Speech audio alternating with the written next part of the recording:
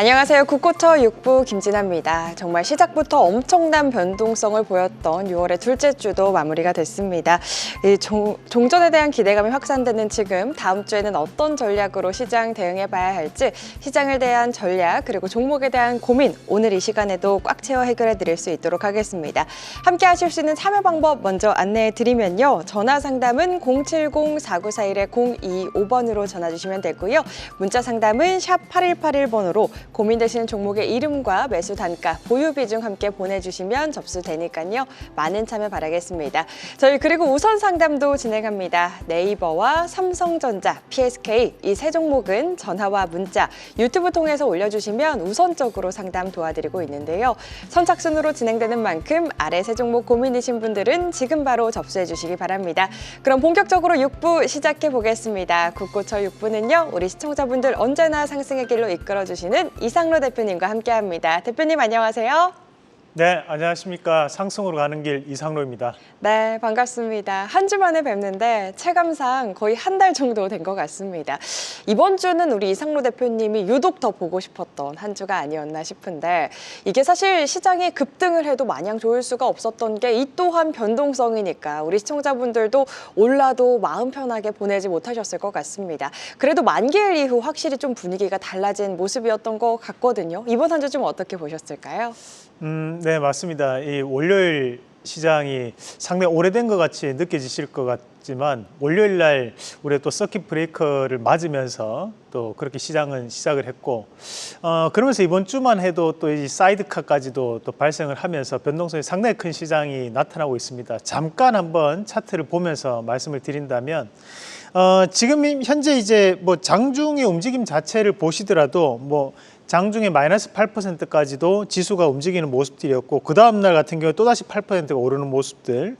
다만 이제 또 다음날은 또 마이너스 6%, 그 다음날도 뭐 지금 마이너스 4%까지도 빠지는 모습. 그리고 금요일장 같은 경우에 다시 한번 오르면서 플러스 8%까지도 오르는 모습들인데 사실 이제 우리가 종목군이 하루에 8%, 6%가 움직인다고 해도 변동성이 너무 큰데 이렇게 생각하실 수 있는 시장이지만 지금 이제 지수가 뭐 8% 또는 이제 플러스 8% 이렇게 상당히 쉽게 움직이고 있는 시장입니다. 그만큼 주식시장에 대한 변동성은 이미 커져 있는 상황이라고 좀 봐야 될 것 같고 이런 변동성 자체에 대한 원인을 본다면 현재 우리나라 시가총액 방식이 시가총액에 대한 방식이다 보니까 이제 시가총액이 높은 기업들에 대한 매수세가 많이 들어가면 많이 들어갈수록 조금 지수가 왜곡되는 부분들이 발생을 하거든요.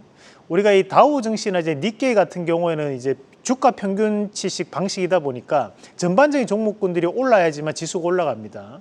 다만 이제 시가총액 방식 같은 경우에는 시가총액이 높은 종목군들이 오르게 되면 지수가 조금 더 왜곡되는 경우가 있고 현재는 또 이 SK하이닉스나 삼성전자에 대한 종목 레버리지가 16종이 출시가 되다 보니까 그만큼 수급이 한쪽으로 쏠리면서 이런 변동성도 좀 더 키우고 있는 그런 양상이라고 좀 봐야 될 것 같아요. 그러면 이제 우리가 이 상황을 어떻게 해결할 것인가?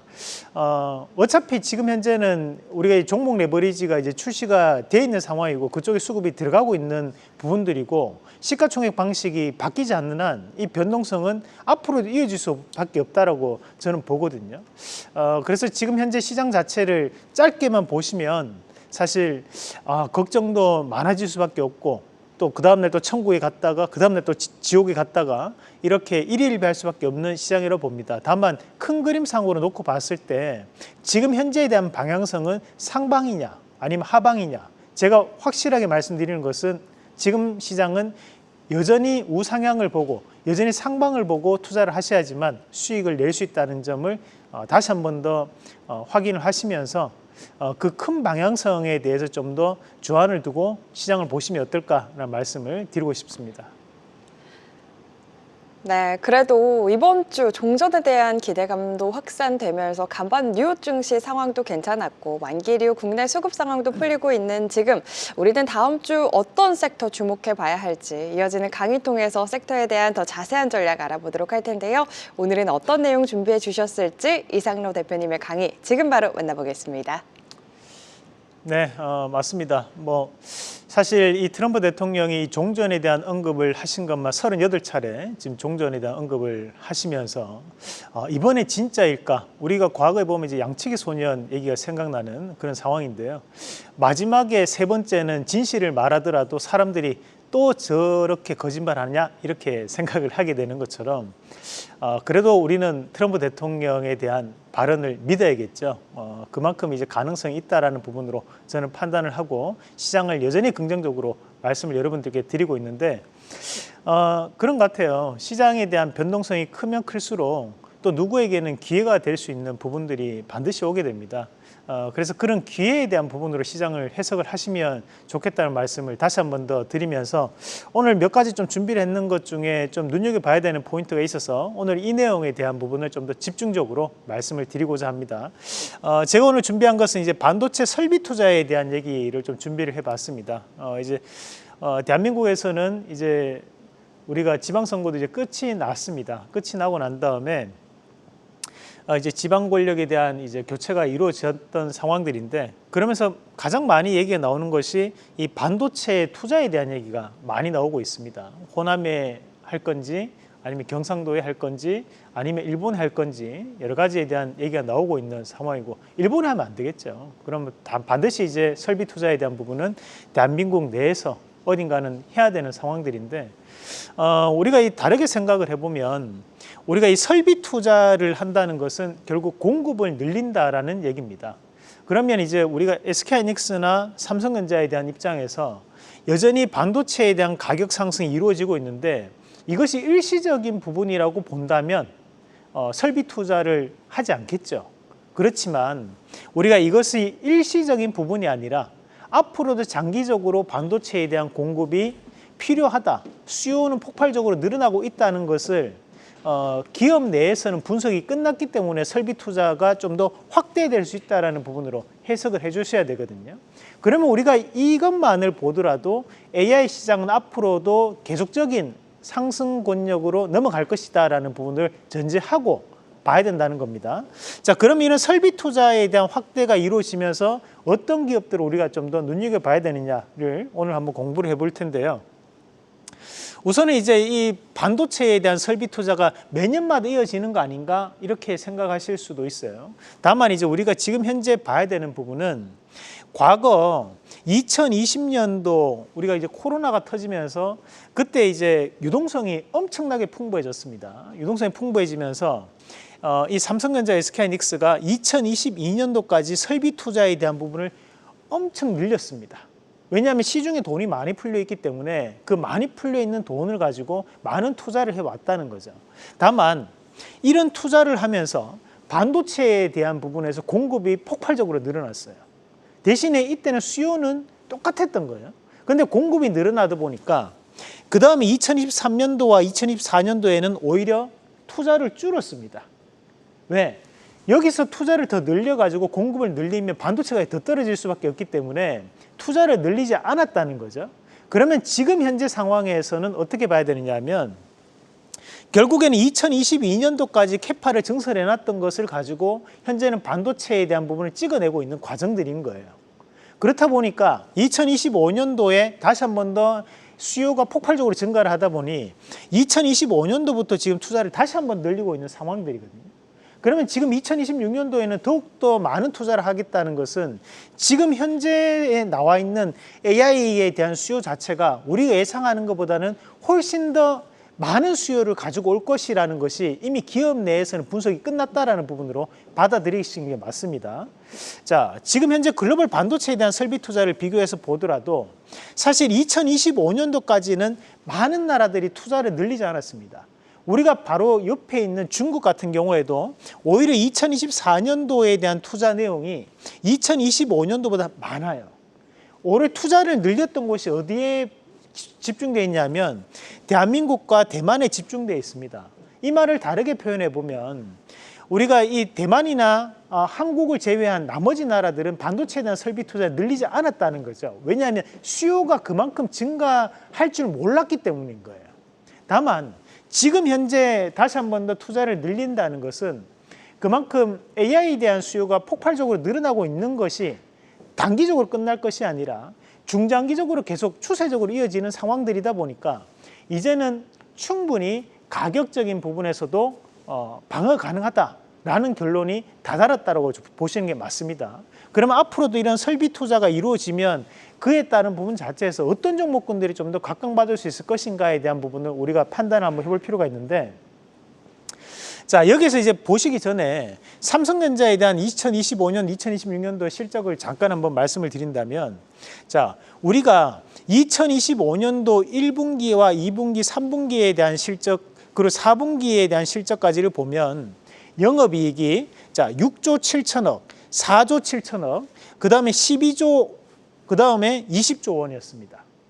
자, 근데 우리가 이번 2026년도 1분기에 대한 영업이익이 57조입니다. 우리가 작년 1분기, 2분기, 3분기, 4분기를 다 합친 것보다 2배가 많은 숫자예요. 57조라는 게. 영업이익이 2배가 뛰었다는 거예요. 자, 그런데 거기에서 매출액이 2배가 뛰었느냐? 아니라는 거죠. 매출액은 오히려 4분기 대비해서 40조가 뛰었고, 대신 영업이익은 4분기 대비해서 37조가 뛰었습니다. 이 말을 다르게 해보면 반도체 가격 상승은 폭발적으로 이루어지고 있다는 거예요. 그렇지만 캐파가 크지 않기 때문에 매출액이 폭발적으로 늘어나지는 않고 있다는 거죠.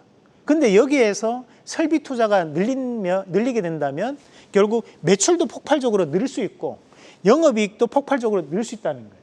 자, 그러면 2분기 실적은 어떻게 될 것이냐? 2분기도 이 1분기보다 더욱더 좋은 실적을 발표할 가능성이 대단히 높습니다. 그래서 우리가 지금 이제 이런 표로 제가 준비했던 이유가 뭐냐면, 야, 삼성전자나 SK하이닉스나 반도체가 저렇게 간다는 게 말이 돼? 아직까지 그렇게 생각하시는 분들이 많으신데, 이 표로 보면 어때요? 작년에 대비해서 지금 현재 영업이익이 10배 가까이가 올랐습니다. 그러면 당연히 주가도 10배 가까이가 오르는 게 정상적인 밸류라는 거예요. 그래서 지금 현재 많이 올랐다는 것에 대한 판단을 우리가 그냥 눈으로만, 눈대중으로 생각하지 마시고, 이런 과정들이 있으니까 그래서 설비 투자 늘어나고 있고 이번 2분기 실적도 한번 기대해보자라는 부분으로 해석을 할 필요가 있는 거고요.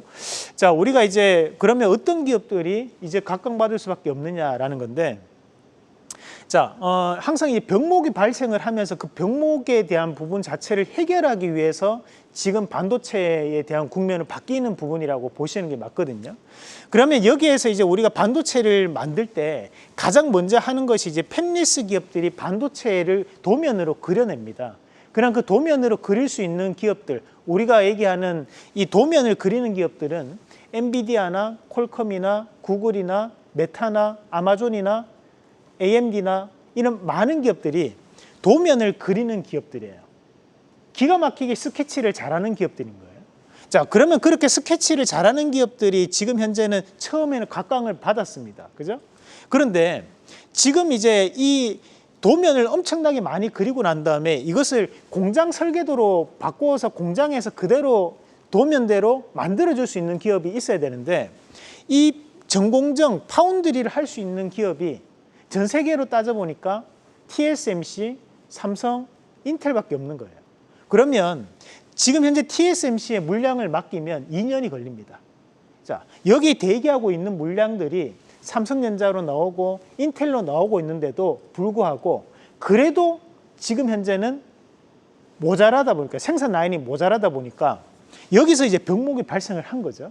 그러면 이것을 해결하기 위해서 이제 장비들이 들어가줘야 되는데, 이 파운드리 공정을 할 수 있는 장비들을 우리가 전공정 장비라고 합니다. 그러면 국내에 있는 이런 전공정 장비 업체들이 첫 번째 수혜가 되는 기업들이라는 거예요. 설비 투자가 이루어진다면.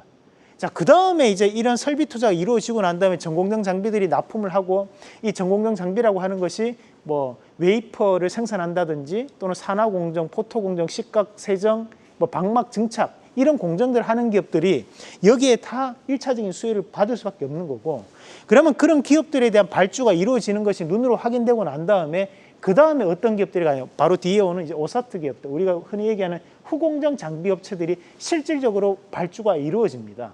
그래서 이런 과정들이 이루어질 수 있기 때문에 지금 그러면 현재 반도체에 대한 병목은 어디에 잡혀 있느냐? 이 파운드리의 병목이 잡혀 있다고 보시면 돼요. 그러면 이 파운드리 공정 자체를 해결할 수 있는 전공정 장비 업체들이 당분간은 코스닥 시장을 좀 더 이끌어낼 가능성이 대단히 높은 것으로 우리가 판단하시면서 보시면 되겠다라는 말씀을 드리도록 하겠습니다. 그래서 이런 흐름들 자체가 단기간에 끝날 수 있는 흐름은 아니거든요. 이거는 이제 추세적인 변화와 시대적 변화가 같이 이루어지는 메가 트렌드에 대한 일환으로 보셔야 되는 부분들이기 때문에 지금은 좀 더 시장을 좀 크게 놓고 좀 보신다면 여러분들이 조금 더 걱정을 좀 덜어낼 수 있지 않을까. 우리가 사실 최근 시장이 뭐 전쟁이 난다, 아니면 여기서 종전이 된다, 우크라이나 쪽에 전쟁이 더 심해지고 있다, 뭐 여러 가지 말들이 있지만 결국 시대의 흐름을 역행할 수는 없거든요. 그런 시대의 흐름 자체를 좀 더 보시면서 이럴 때는 한 발짝 조금 떨어져 가지고 좀 더 멀리 바라보신다면 좀 더 현명하게 투자를 할 수 있지 않을까. 그런 투자가 조금 힘드시다면 이런 한국경제TV 좀 보시면서, 그리고 이상로를 좀 보시면서 투자에 대한 해안을 가져가 보시길 바라겠습니다. 네, 지수를 이끌 주도 섹터, 반도체 안에서도 우리가 주목해봐야 할 키워드에 대한 명확한 인사이트 공유해 주셨으니까요. 대표님의 전략 참고하셔서 다음 주에도 성공 투자하시길 바랍니다. 이어지는 시간, 우리 시청자분들의 종목 고민 해결해드리는 시간, 종목 상담 이어가 볼 텐데요. 자세한 참여 방법 서효원 캐스터가 안내해 드리겠습니다.